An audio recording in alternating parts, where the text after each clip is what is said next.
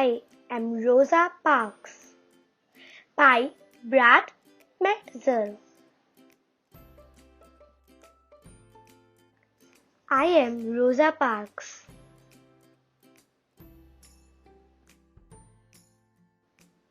I am Rosa Parks. Growing up, I was small for my age.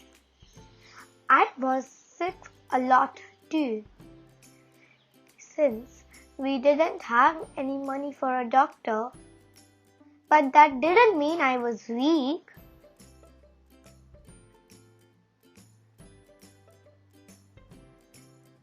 I'm not that short. Looks like you are.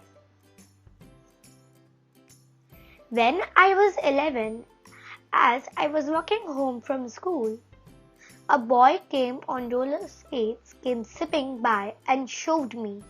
He thought I did be an easy target. To his surprise, I turned around and pushed him back. I knew fighting was wrong, but I didn't want him picking back on me. This is gonna be bad. Did you just push my son? His mother saw what happened. She was mad that I did push him.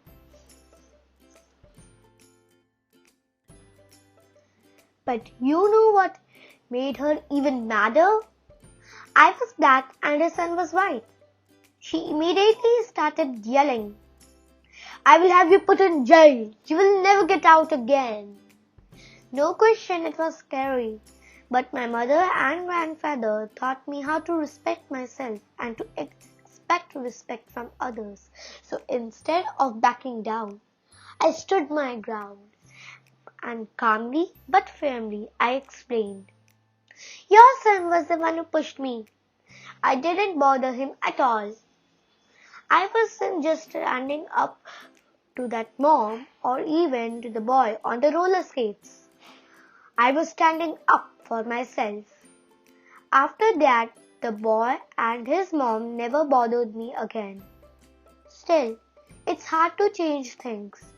Sometimes it can even take a long time.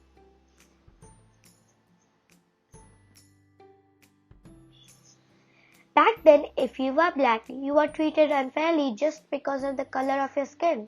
You weren't allowed to live in the same neighborhood as a white person, eat in the same restaurant, ride the same elevator, or use the same bathroom. You couldn't even drink from the same water fountain. One was marked for whites and the other was for the colored. When I was little, I used to wonder if white water tasted different from the colored water. I even wondered if colored water came in lots of colors. But it didn't. I had to walk. The only difference was I had to walk outside or even down the block to get mine. Of course, it just wasn't about water fountains. This was my school. A small, old wooden building with one room and one teacher for all of us. Everyone from the 5-year-olds to the 6th grades was stuffed in that one room. There were no windows, desks, and barely any books. Since most of the kids had to work on a farm to earn money, we only went to school 5 months during a year. Less school! Hooray! Don't say hooray, that's bad. We also brought our books home every night. Why? Because we were worried that folks who hated the color of our skin would burn down our school. Now, here's the school for the kids who were white. Notice the difference? It was a new brick building with beautiful windows, new desks and plenty of books, plus a playground. They went to school 9 months out of the year since they weren't working in the fields like were us. Now can we say hooray? No, there is no hooray about this. Also, if you were black, you had to walk to school. If you were white, you got to take a bus. The worst part was when I did walk home with my brother, the kids on the bus would throw trash on us. It made me feel horrible, but there were no civil rights back then. The only solution was to move off the road, and really, what kind of solution is that? As I got older, the things didn't change much. There's no room here, lady. One winter, I was waiting for the local city bus. If you were black, you had to ride in the back of the bus, and if you were white, you rode up front. On that day, the back of the bus was packed. But there was plenty of seats in the front. I was trying to find a place to sit, but as I entered through the front door of the bus, what do you think you are doing here? You need to get off and use the back door. Only whiteys can come front. But I'm already in. I tried to explain there was no room to get in through the back of the bus. The driver didn't care. He wanted me off the bus. He grabbed me by the cloth sleeve, dropped my purse near the front door. To pick it up, I sat on the front seat, a white seat. It made the driver even madder than ever. That's it! Get out! Get out of my bus! That's what he called it, my bus, as if it was his. The bus wasn't his, though it belonged to all of us.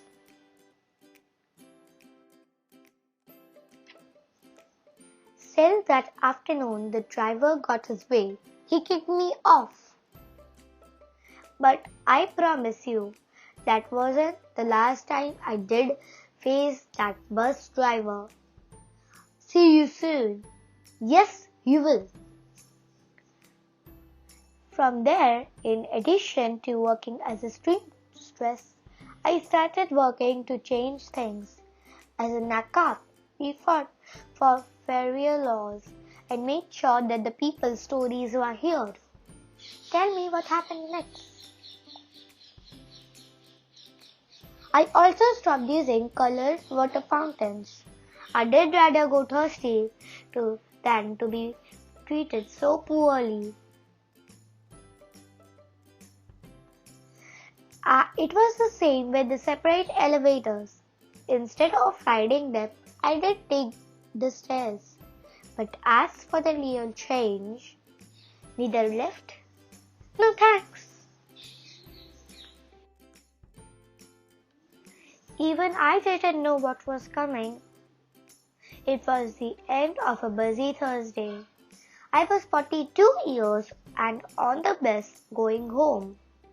This time I was sitting in the first row of the seats that were allowed for the black people. There was one man next to me and two women across me.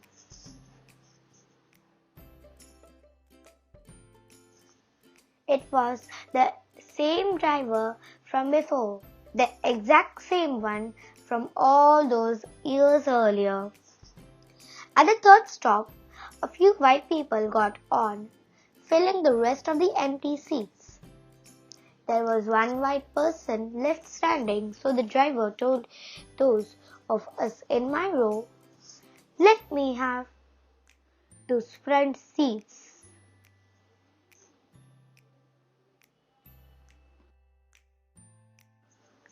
At first, none of us moved, but when he asked again, "Yeah, better make it light on yourselves and let me have those seats." The other three people got up.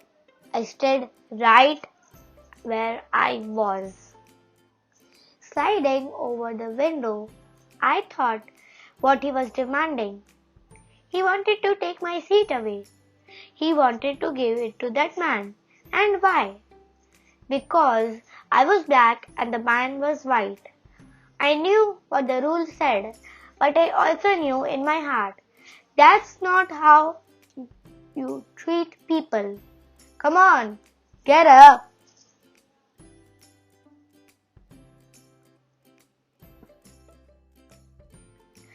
Without a doubt, the driver was mad, but I never lost my cool, never raised my voice. Are you gonna get up? No.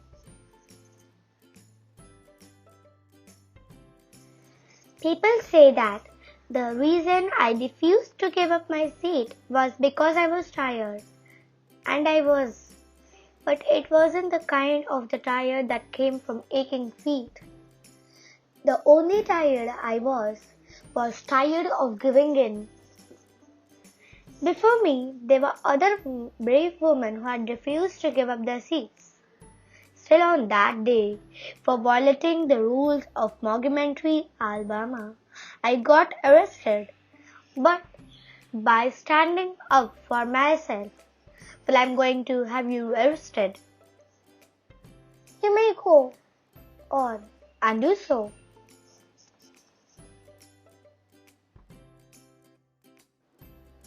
I ignited a movement. From there, the Montgomery bus boycott began for 381 days. That's well over a year.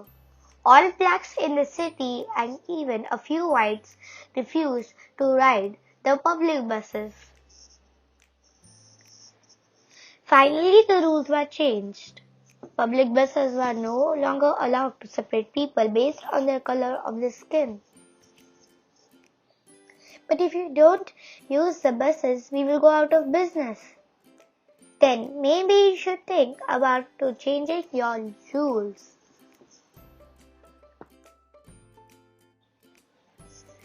That was only the beginning. Eventually, we were allowed to drink from the same water fountains, ride the same elevators, and yes, go to the same schools. In the Declaration of Independence, Thomas Jefferson wrote that we all were created equally. Finally, the nation was starting to act like it. Now can we say hooray? Soon, we are close. Of course, that didn't mean the fight was over. There were thousands of other people just like that bus driver. But after hearing how I didn't give up my seat, and there were now thousands of more people just like me, together inspired and committed for justice. My name is Martin. Want to hear a rough draft of my speech? You bet I do.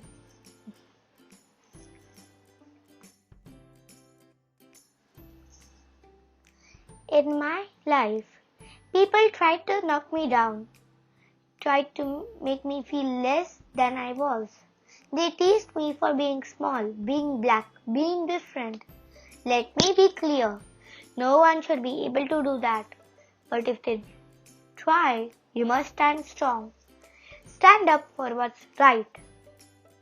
Stand up for yourself, even if it means sitting down. When you do, others will follow.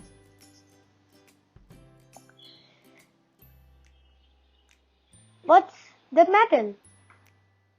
It's the Congressional Gold Medal, one of the government's highest honors. George Washington got one too. Cool, now can we say hooray? Go for it. Hooray! I am Rosa Parks. I'm not a politician or a president or an actor or a famous business owner. I'm just an ordinary person. But I've also proved there is no such thing as an ordinary person. I hope you will always stand up for yourself. And I hope you will remember that we are all in this together.